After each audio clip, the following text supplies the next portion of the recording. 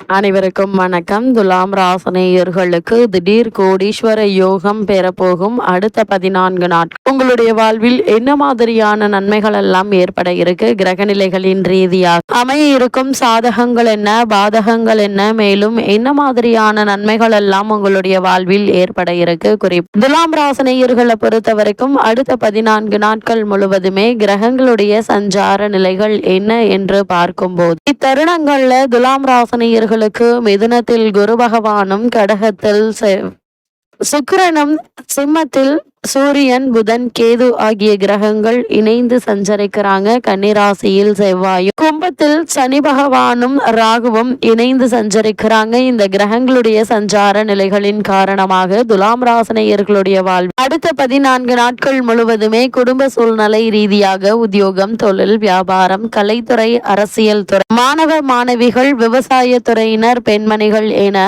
அனைவருக்குமே என்ன மாதிரியான நன்மைகள் எல்லாம் ஏற்பட இருக்கு என்பது குறித்து முழுமையான பதிவு தான் இந்த வீடியோல நம்ம விரிவா பார்க்க போகிறோம். அந்த வகையில துலாம் ராசியை சேர்ந்த சித்திரை 3ஆம் பாதம் முதல் சுவாதி, விஷாக் 3ஆம் பாதம் வரை உள்ள நட்சத்திரக்காரர்களுக்கு அடுத்த 14 நாட்கள் முழுவதுமே குடும்ப சூழ்நிலை ரீதியாக என்ன மாதிரியான நன்மைகள் எல்லாம் உங்களுடைய வாழ்வில் ஏற்பட இருக்கு என்று பார்க்கும்போது இக்காலகட்டத்தை பொறுத்த வரைக்கும் துலாம் ராசினியர்களான உங்களுடைய வாழ்வில் தன குடும்ப காரகனான செவ்வாய் விரயஸ்தானமான 12 இருந்தாலும் அதன் தோஷத்தை குறைக்கும் வண்ணம் குரு உங்களுடைய ஜென்ம ராசியை பார்வையிடுகிறார். இதன் காரணமாக இவ்வளவு நாட்களாக உங்களுக்கு ஏற்பட்டு வந்த சுபகாரிய தடைகள் அனைத்தும் நீங்கி நல்ல ஒரு முன்னேற்றம் ஏற்பட இருக்குதுங்க. அது மட்டும் இல்லாம உங்களுடைய ராசியின் 3ஆம் இடத்தை பார்ப்பதன் மூலம் சகோதர கருத்து வேற்றுமை இருந்தாலும் பெரிய அளவில் பாதிப்பை தராது என்பது கிரகங்களுடைய சஞ்சார நிலைகள் தெளிவாகவும் உறுதியாகவும் எடுத்துக்காட்டுது. 5ஆம் இடத்தில் உள்ள சனி, ராகு தோஷங்கள் அனைத்துமே நீங்கி நல்ல ஒரு முன்னேற்றத்தை இப்போது நீங்கள் தாராளமாக எதிர்பார்க்கலாம். துலாம் ராசினியர்களை பொறுத்த வரைக்கும் மகிழ்ச்சியான வாழ்க்கைக்கு ஒரு நல்ல திருப்பம் ஏற்படக்கூடிய ஒரு தருணமா தான் இக்காலகட்டம் அமைஞ்சிருக்குது. துலாம் ராசினியர்களை பொறுத்த வரைக்கும் திருமணம் முதலிய சுப காரியங்கள்ல உள்ள தடைகள் அகல இருக்குதுங்க. ராசிநாதனான சுக்கிரன் தொழில் ஸ்தானத்தில் இருப்பதாலும் லாபஸ்தானத்தில் சூரியனும் புதனும் இணைந்திருப்பதால் தொழில் முயற்சிகள் வெற்றி பெறக்கூடிய ஒரு தருணமா தான் இக்காலகட்டம் அமைஞ்சிருக்குதுங்க. புதிய தொழிலுக்கான வாய்ப்புகள் கிடைக்க இருக்கு. குறிப்பா தகவல் தொழில்நுட்ப துறையில் உள்ளவர்கள் புதிய வாய்ப்பினை பெறக்கூடிய ஒரு தருணமாகவும் இந்த அடுத்த 14 நாட்கள் அமையிருக்கு என்பதை கிரகங்களுடைய சஞ்சார நிலைகள் தெளிவாகவும் உறுதியாகவும் எடுத்து காட்டுதுங்க. இவ்வளவு நாட்களாக உங்களுக்கு காரணமே இல்லாமல் மறுக்கப்பட்டு வந்த பதவி உயர்வு, ஊதிய உயர்வு, உத்தியோகத்தில் கிடைக்க வேண்டிய சலுகைகள் ஆகியவற்றை தற்போது நீங்கள் தாராளமாக எதிர்பார்க்கலாம். சிலருக்கு பதவி உயர்வு உண்டாவதற்கான வாய்ப்புகளும் இருக்குதுங்க. அதே போல் அரசாங்க காரியங்கள்ல நிச்சயம் வெற்றியும் கிடைக்க இருக்கு. துலாம் ராசினியர்கள் போட்டி தேர்வு எழுதிவிட்டு முடிவுக்காக காத்து கொண்டிருப்பவர்களுக்கு நல்லபடியாக முடிவும் அமைய இருக்குதுங்க. இருக்கும் இடத்தை விட்டுவிட்டு புதிய இடத்தை வாங்கும் முயற்சியை மேற்கொண்டு வரும் துலாம் ராசினியர்களுக்கு சிறு முயற்சியிலேயே வெற்றி கிடைக்க இருக்குதுங்க. ஒரு சிலர் சொந்த இடத்திற்கு செல்வதற்கான வாய்ப்புகளும் உருவாக இருக்கு.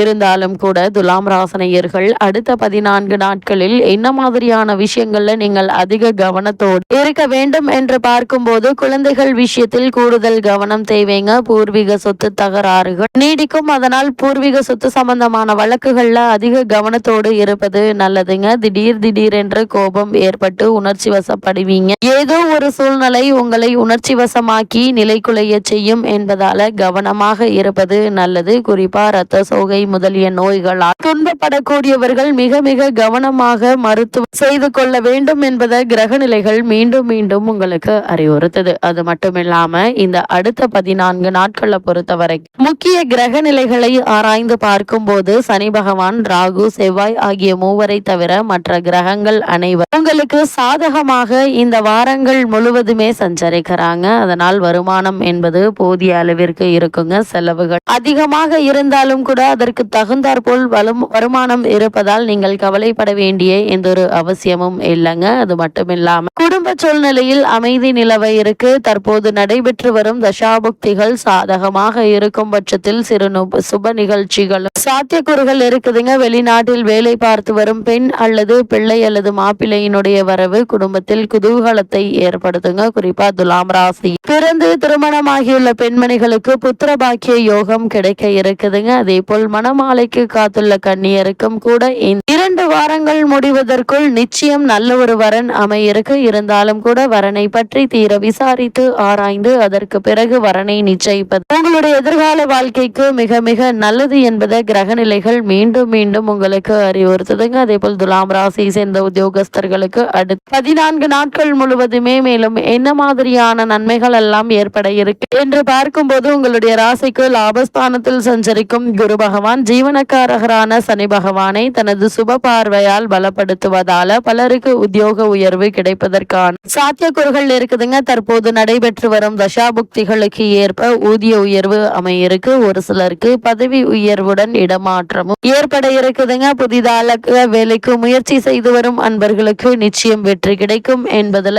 எந்த ஒரு சந்தேகமும் இல்லைங்க. ஒருவேளை நீங்கள் வெளிநாடு சென்று பணியாற்ற வேண்டும் என்ற விருப்பம் இருந்துச்சு அப்படின்னா அதற்கான முயற்சிகளை இந்த வாரத்தில் நீங்கள் தாராளமாக முயற்சிக்கலாங்க. சிறு முயற்சியிலேயே நல்ல ஒரு முன்னேற்றம் ஏற்படுவதற்கான சாத்தியக்கூறுகள் நிறைந்த ஒரு தருணமா தான் இக்காலகட்டம் அமைஞ்சிருக்குதுங்க. அதே போல துலாம் ராசியை சேர்ந்த தொழில் மற்றும் வியாபாரம் செய்பவர்களுக்கு மேலும் என்ன மாதிரியான நன்மைகள் எல்லாம் ஏற்பட இருக்கு என்று பார்க்கும்போது வர்த்தகத்துறையுடன் தொடர்புள்ள கிரகங்கள் அனைத்து உங்களுக்கு சாதகமாக சஞ்சரிக்குதுங்க. படிப்படியாக விற்பனையும் லாபமும் அதிகரிப்பதில் அனுபவத்துல காண முடியுங்க. புதிய துறைகள்ல முதலீடு செய்வதற்கு ஏற்ற ஒரு காலகட்டமாகவும் இந்த அடுத்த 14 நாட்கள் அமைஞ்சிருக்குது. வெளிமாநில பயணங்கள் மற்றும் வெளிநாட்டு பிரயாணங்கள் உங்களுக்கு லாபகரமாக இருக்கும் என்பதை கிரக நிலைகள் தெளிவாக உறுதியளிக்குதுங்க. அதே போல துலாம் ராசியை சேர்ந்த மாணவ மாணவியருக்கு மேலும் என்ன மாதிரியான நன்மைகள் உங்களுடைய வாழ்வில் ஏற்பட இருக்கு என்று பார்க்கும்போது புதன் உள்ளிட்ட மற்ற கிரகங்கள் அனைத்தும்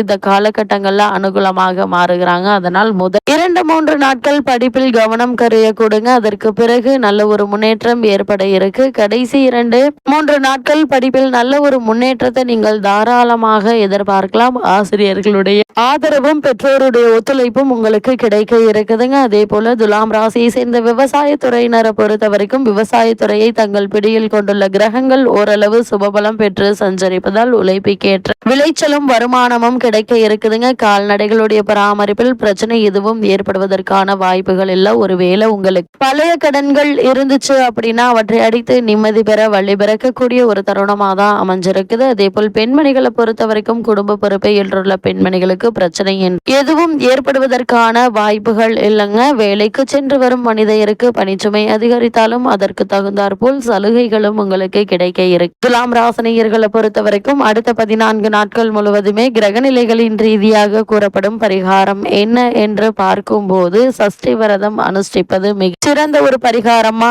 அமைது துலாம் ராசினியர்களுக்கு.